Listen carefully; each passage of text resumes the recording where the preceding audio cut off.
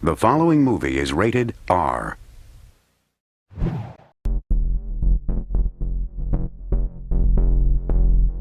Hey friends, Sean from SGTreport here. If you're interested in building a position in select cryptocurrencies or Bitcoin specifically, did you know you can do so in an IRA or even a 401k? That's where Noble Bitcoin comes in. They can advise you on how to boost your portfolio with cryptos, and not many companies are as knowledgeable or as upfront as Noble Bitcoin. They're experts in cryptos with the lowest fees in the industry. So if you'd like to learn more about how you can use an IRA or old 401k to build a position in cryptos, contact Noble Bitcoin. You'll find the phone number and the link below this video. Hey friends, Sean from SGTreport here with a very quick video. Well, to be honest, I'm not sure how quick or slow it will be. I haven't written anything down. I just want to kind of take you through a couple of thoughts I've been having. In my last video, I mentioned the Childish Gambino video, which evidently YouTube embraces as not violating their community guidelines and being perfectly okay for kids. Because who do you think is watching this video? This is America. Teenagers. Kids, 12-year-olds, 11-year-olds. It's not the geriatric folks that watch CNN. It's teenagers. And what I want to point out about this video, because it's really got me outraged, is to demonstrate the double standard by YouTube. I want to just remind folks that if this was a movie, it would be rated R, restricted for audiences, and you'd need a parent to get you in to see the thing, because it quite literally simulates the murder Childish Gambino shooting a blindfolded man in the back of the head and blowing out his brains. And then just a very short time later in the video, it shows him simulating the mass murder of an entire church choir with an AR-15 type weapon, which is exactly the type of imagery you wouldn't want to put in front of teenagers. So here's my question. How is this deemed appropriate for all audiences by YouTube? It's not even age restricted. And on Sunday, this video had 377 million views. And now on Monday, as I record this, it's at 383 million views. It picked up 6 million views in one day. Do you have any idea how much money that is for this character, this performance artist who goes by the stage name Childish Gambino, whose real name is Glover? This thing has premium ads on it. My question is for YouTube, how is this not age restricted when it shows multiple murders? In fact, serial killings, simulated serial killings, but of course the killings you see in a rated R movie are also simulated.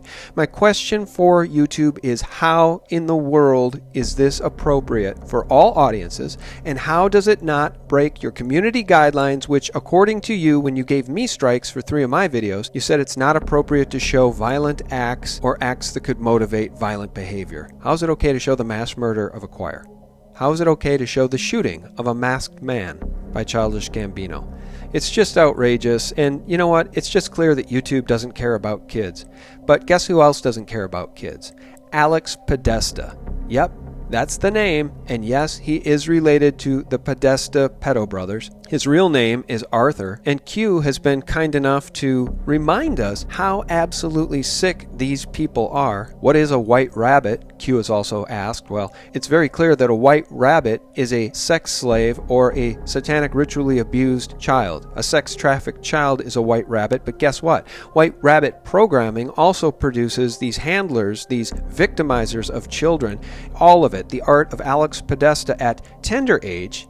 That's actually the name of the show. Look at this image. A small child being part of the promotion for this sick art. Q has it right, folks. These people are sick, but guess what? You have no idea how sick they are. Many of you have no idea how deep the rabbit hole goes and how purely satanic and horrible it is at the bottom of the rabbit hole. You have no idea. Q has said you'll have to want to choose to know because it's that bad, and those who know can't sleep. I'm going to tell you exactly what that means in 1 second with a real-world example. But folks, it's absolutely shocking to me at this point that John and Tony Podesta aren't, and I hope they are, but I don't believe they've been yet indicted, and they both need to be indicted for a wide variety of crimes. And of course, it was Andrew Breitbart who told us in February of 2011 that it surprised him that John Podesta wasn't a household name as a world-class underage sex slave op cover-upper defending unspeakable dregs like these. And it's just more evidence that these people are involved in some of the most heinous activities you can imagine. And before I get on to that real-world example of just how sick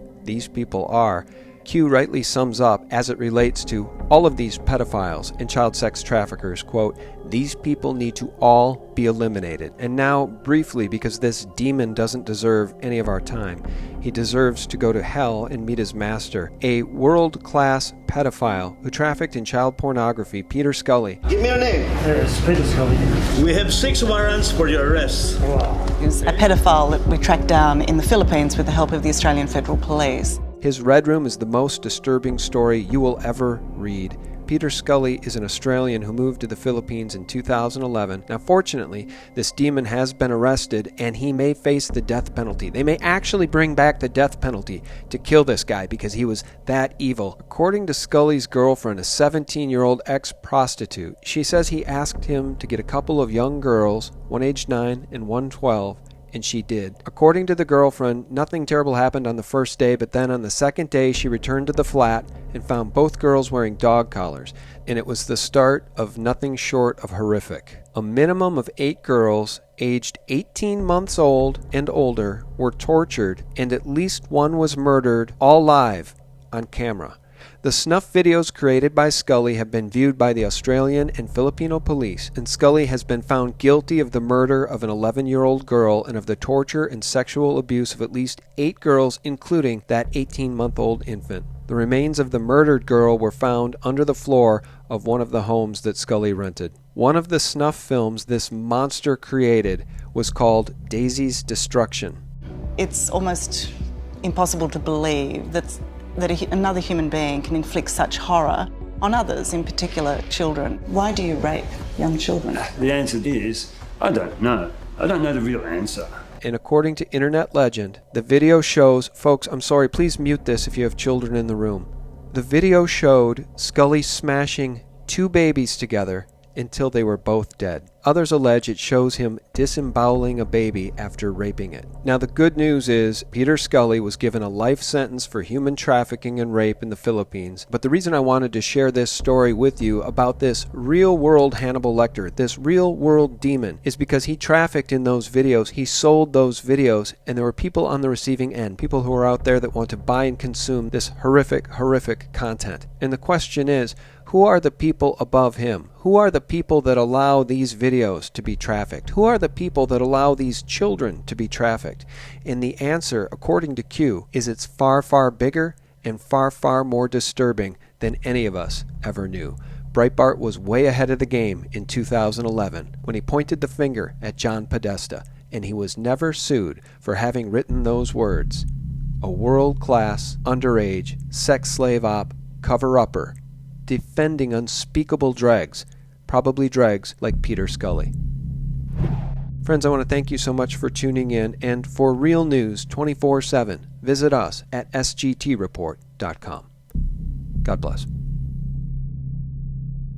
This is all happening at once because President Trump, Q, the White Hats, they are all trying to prepare the public for what is about to come.